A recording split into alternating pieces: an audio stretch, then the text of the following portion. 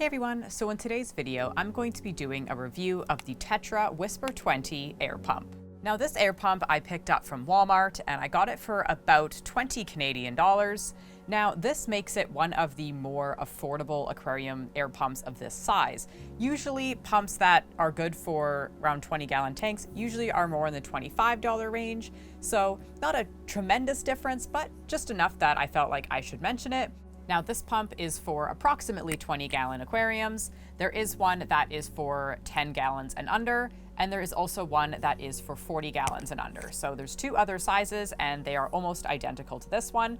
Now looking at this pump, it does have a pretty unique shape. Not a lot of aquarium pumps have this dome shape. Now they do say that this is a result of noise reducing, which I will touch on later in the video. And it also has some little rubber feet. It is a pretty stiff rubber though. It's not very flexible like on some other pumps I've seen. It is definitely one of the largest pumps that I have ever purchased, and it also is a lot heavier as well. This one is actually 320 grams, rounding up. It is definitely one of the biggest and heaviest pumps on the market. But this is actually a very good thing. It is extremely durable. The plastic is a good hard plastic. It's not cheap in any way. The legs are extremely sturdy. There is no bending or breaking those in any way. There is a kind of a rough texture on the top, but there's absolutely no scratches in this. There's no dents, nothing. No paint chips. It is this blue color, and you know, a lot of times when there's colored pumps, the color can chip off, and none of that is happening here. It is extremely, extremely durable. It isn't too versatile. It doesn't come with anything besides the pump when you purchase it.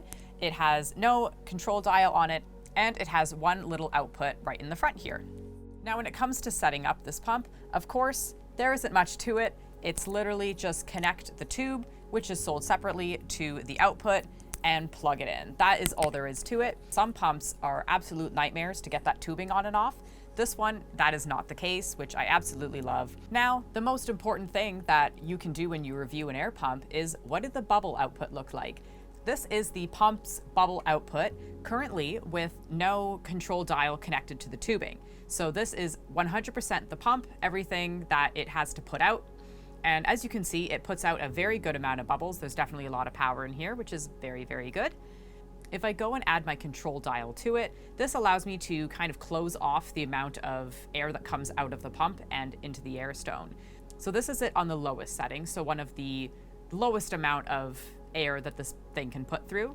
And also all the way up to the highest setting, this is the most amount of bubbles that it can put out when it's on this setting. So slowly dialing it down from the strongest to the weakest, you can see the full range that this pump has when you are using a control dial. Most of these control dials are universal, so whatever one you use shouldn't affect the performance of this pump. Now, one con I have against this pump is that it is loud. This is the one pump that I would say is the loudest I have ever used, and it's been like that since day one. Now, I personally would not want to have this in a very quiet room, like a bedroom. It would probably annoy me. There are some pumps that are quieter that I would say would be fine for a bedroom, but I don't believe this is one of them. But I find this pump does vibrate a ton, and it does move sometimes. If I put it down on a towel, it does help it. But again, it is still one of the loudest pumps that I've used, and I have used quite a few different pumps. So that is one thing that's kind of unfortunate about it. So that is everything I have to say about the Tetra Whisper 20 pump. Now, like I said, it is a little bit bigger than average, but it is a very affordable price, and it is very, very durable. It also has a good power output for something that is on the cheaper side, but it is a little bit louder. So with all that in mind, I hope it helped you make your decision on whether or not this is the pump for you. If you like my reviews and you want to see some more of what I reviewed over time, I do have a reviews playlist, which I'll put in the iCards for you guys to check out. I've made many, many reviews on lots of different aquarium items, so hopefully something in there will be of use to you. If you do like this video and you want to see more from me, then make sure you subscribe and hit the notification bell to get notified when I upload. That is all for today, and I hope to see you again soon. Bye, guys.